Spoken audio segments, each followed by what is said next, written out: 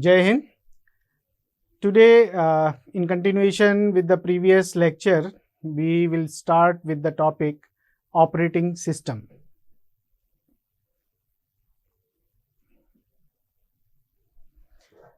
So, like in the last lecture, we have done some overview of hardware. The computer hardware is having physical existence, it is having lots of computing capacity, but it cannot do something from its own, or to make usable these hardwares, some kind of system softwares are required. These system softwares which provide a platform for working on that computer hardware are called operating system. So, an operating system is a system software which is loaded in the memory of computer at the time of booting. So, let me make it clear that whenever we are having a computer system and we switch on that computer system, so when the duration between the switching on computer system and it becomes workable, that time is called booting process.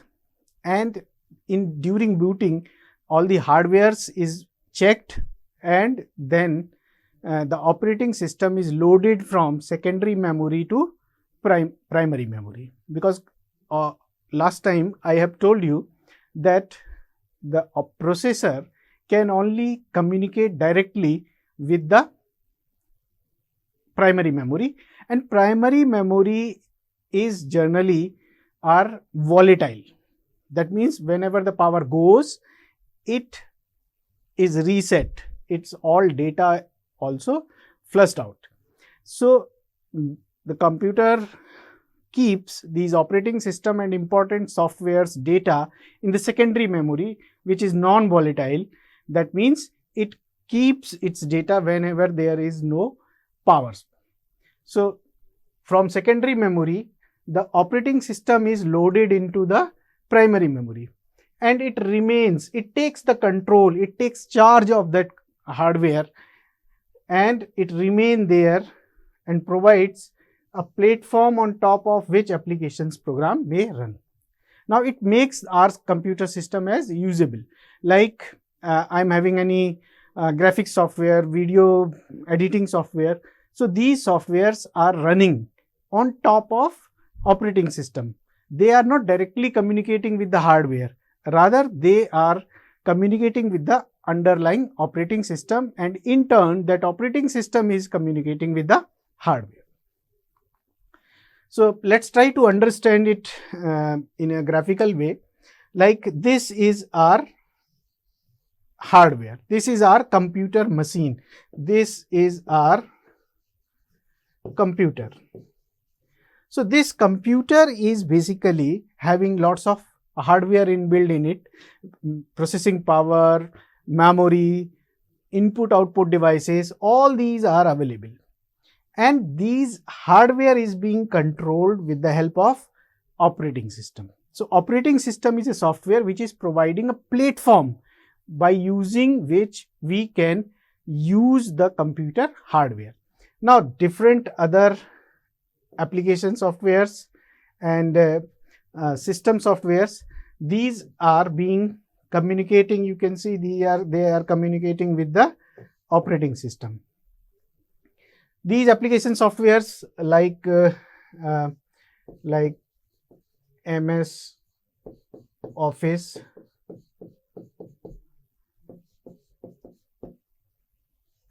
Adobe Reader, your games, these all are application softwares. They all are utilizing this hardware through operating system. They are not directly communicating with the hardware, they are communicating with the hardware through operating system. Similarly, there are some system softwares are also there. System softwares are the software which directly communicate with the hardware or controls the hardware. So, like I can say one system software may be a printer driver.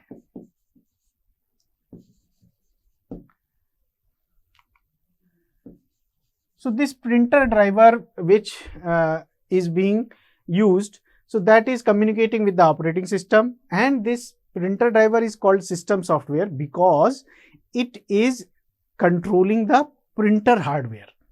So it is a system software. Now these softwares are communicating with the operating system, and operating system is in turn communicating with the CPU, RAM, IO or different computer hardware. These computer softwares are being communicated with the user. We are like, I am playing a game. So I am the user of a game. Game is an application software which is in turn communicating with the operating system. Like I am writing a report. So I am using MS Word, and that MS Word is application software, and that MS Word is communicating with the operating system to store the data, to display the data. Everything is being controlled by operating system. So hardware is always controlled by operating system. I hope the basic philosophy of operating system is clear to you. Now we can say that operating system is a resource allocator.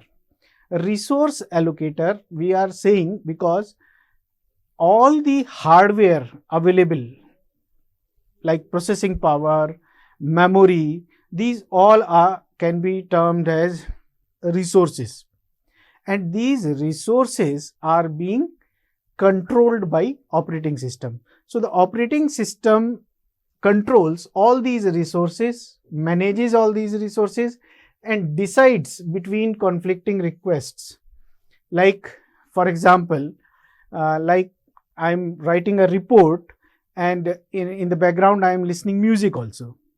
But if there is some error in my MS Word, so there will be a notification sound. Now speaker is being used by the background music player. So now what will happen? The operating system will give access of speakers to MS Word, so that these MS Word can communicate with the speaker through operating system. So operating system manages when the sound from MS Word will be given to speaker, when the sound from music player will be given to the speaker. So this is how these resources are being managed. So all these resources are being managed by operating system. That's why we are calling it as a resource allocator. It is also called a control program. Control program, that means the program which controls all the working of computer system, because it is the program which controls the execution. It prevents error and improper use of computer. So all these things, all the hardware is being controlled by this operating system. So we can also say that operating system is a control program. Now there are as it is a resource manager, so there are different management functions of this operating system. Like the OS may be one of two modes: single user and multi-user. Single user and multi-user mode.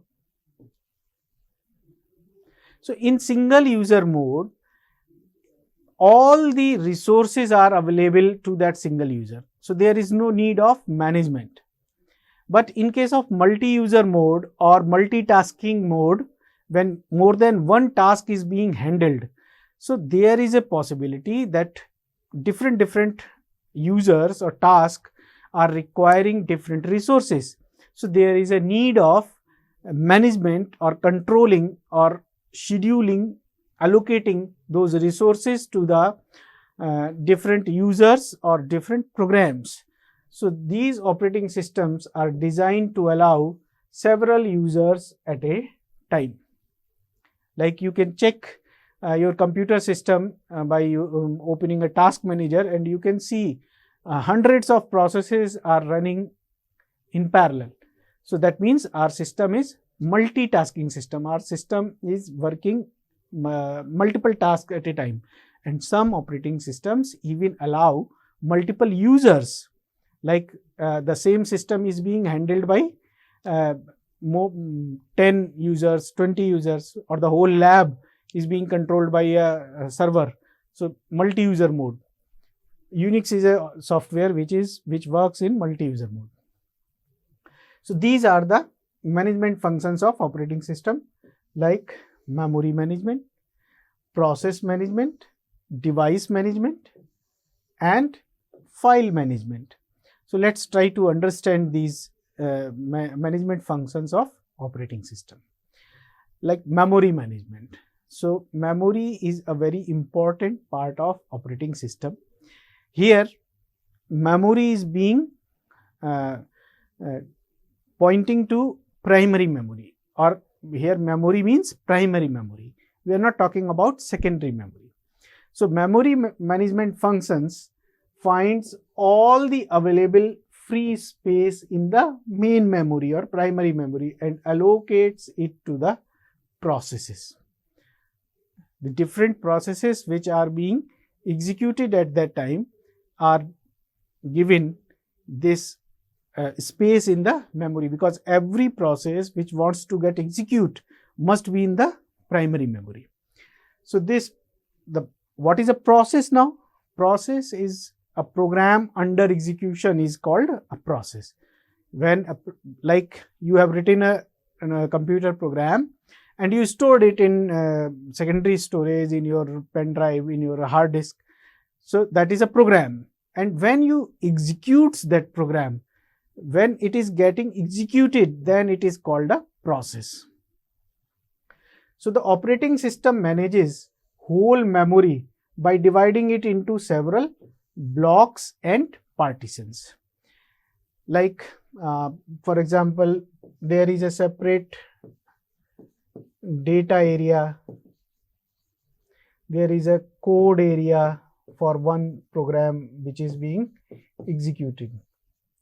So stacks are made and heaps are used.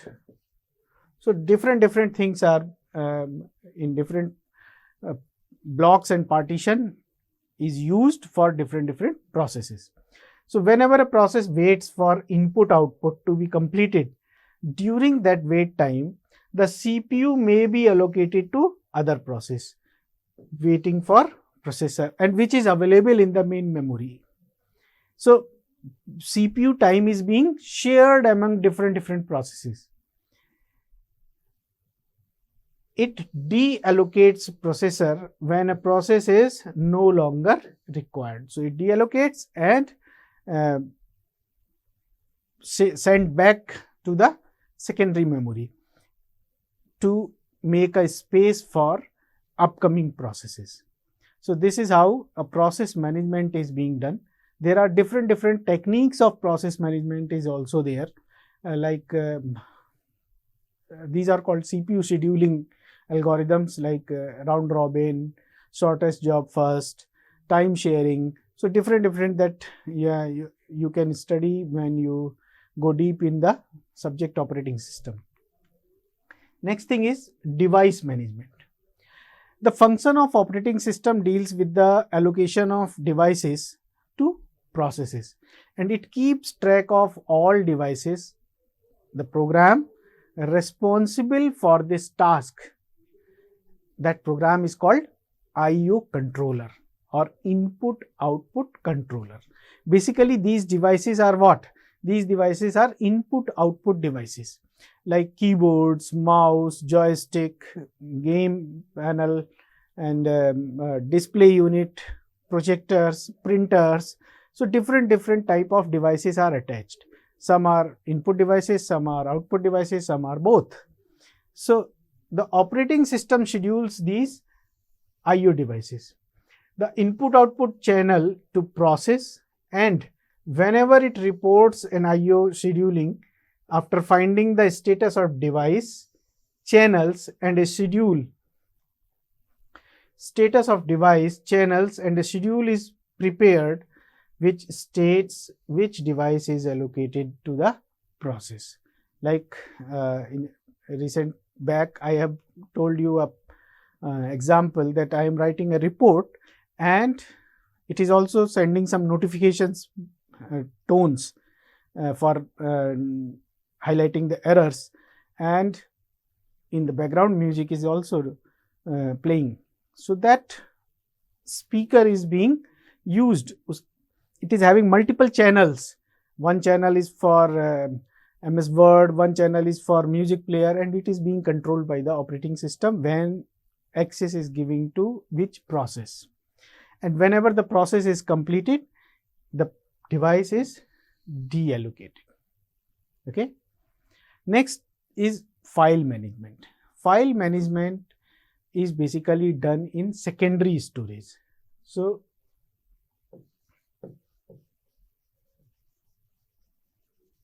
secondary storage like hard disk, floppy disk. Okay. So these secondary storage, CD-ROM, DVD,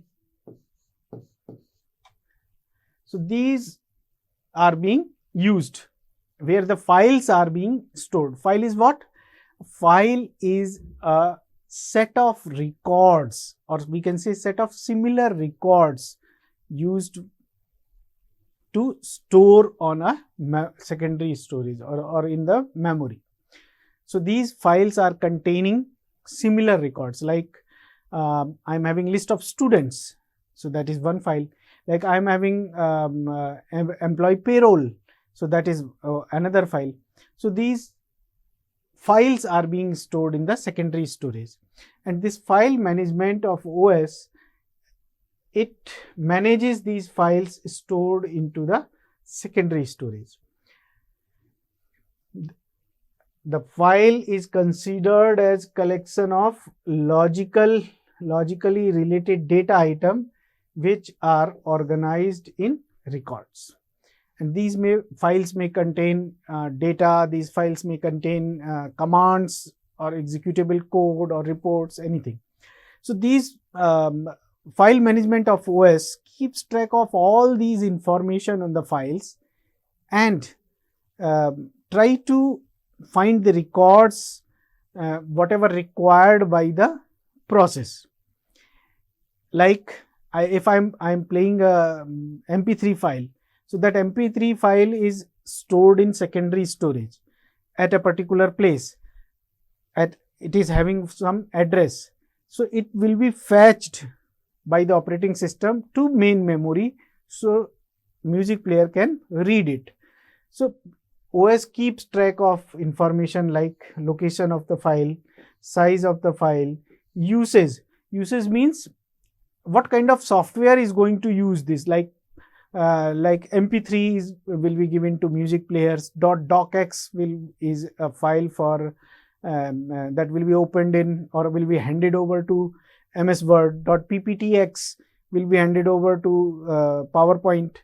So these, which kind of file we are using, and the status of that file, whether it is having some error, whether it is locked or not.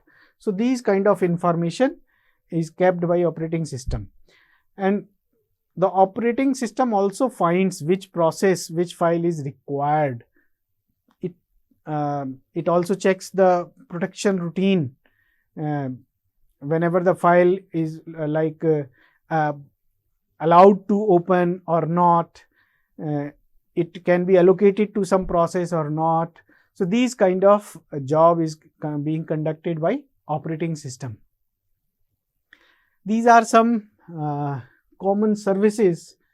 Do not get confused with the services and the functions. So these are some services which are provided by operating system, like program execution. We can execute a program and it will be done by operating system. Like I double click on MS Word, then MS Word will be open. Will be open means it is being executed now. Who is executing? The underlying operating system is executing it. We submit our own program to the compiler and executes this. So executing a program is done by operating system. The input output operations are also handled by operating system, like we can copy file from one memory area to another memory area. We can enter some reports, some text to the operating system.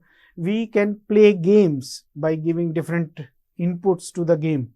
So these are also these input output operations. Service is being provided by the operating system. File system manipulation is also a task of operating system, which keeps track of all the files and allow us to manipulate these files. The communication, like we want to communicate to the computer at some other remote place or somewhere else, so we can communicate with that system using the network. So that is also being controlled by operating system. A resource allocation, whatever resources we have, so like we already seen that OS can be called as a resource manager. So this resource allocation service is being provided by operating system. And the protection, that means some kind of protection, like to keeping files intact, to keeping its state intact. That protection routines are also available with the operating system, which keeps our system integrated and in running condition. These are some dimensions of operating system, like single user, multi-user. Single user means only one user can work on a computer at a time, like our laptops, like our phone. At a time, only one user can use those devices. But there may be multi-user mode also. Two or more users work with the computer at the same time. At the same time means we are accessing some systems in the lab. They all are connected with a server, and that server is controlling all these machines. Whatever job we are assigning, that is being handled by server software. So that server will be called as a multi-user operating system. Like Unix is a multi-user software. There was one Windows Server, Novel NetWare. These are multi-user operating systems. Multitasking means the operating system which performs multiple tasks at a time, normally which we see, like we are having lots of apps available in our mobile phone, and at the same time they are running either in the background or in the foreground, but they are running. So that means that our operating system is performing multiple tasks simultaneously. So multi-threading is also one thing, that two or more parts of the same processes running at the same time. These threads are basically called a sub-process or a lightweight process. That means one process can be broken into multiple threads, or I can say one process can be broken into different independent sub-processes which can run in the same memory area provided to the process. So these threads, like Java provides multi-threading facility. In Java language, you can write a program which performs multi-threading. So multiple parts, two or more parts of the same process running at the same time. So such kind of facility is also being provided by these operating systems. Different type of operating systems are there, like batch operating system. These were very older operating systems where a batch of task, a bunch of tasks, basically created a batch and submitted to the operating system. Time sharing operating system. Time sharing is operating system which are very common, which we are using, like multiple processes are sharing time of CPU. So these are time sharing operating systems which are performing multiple tasks by sharing the time among processes, by sharing the CPU among several processes. Distributed operating system. Distributed operating system is an operating system which controls the resources which are not available at the same location. Some resources are available at some remote location and it is utilizing those resources under one roof. That is, the operating system is here, some resources are here, but some resources are somewhere else. So it is utilizing those resources also for computing some task. So such kind of operating systems are called distributed operating system. These kind of softwares are being popular, like in cloud systems. Such kind of facility is being used. Network operating system, like Windows NT, Windows Server, Unix, such kind of softwares which provides a facility for better management of the network, like communicating with the other devices in the network, like sharing some resources in the network. So these kind of jobs are efficiently handled by these network operating systems. Windows NT is there, Windows Server softwares are there, Unix softwares are there, Novel NetWare software is there. One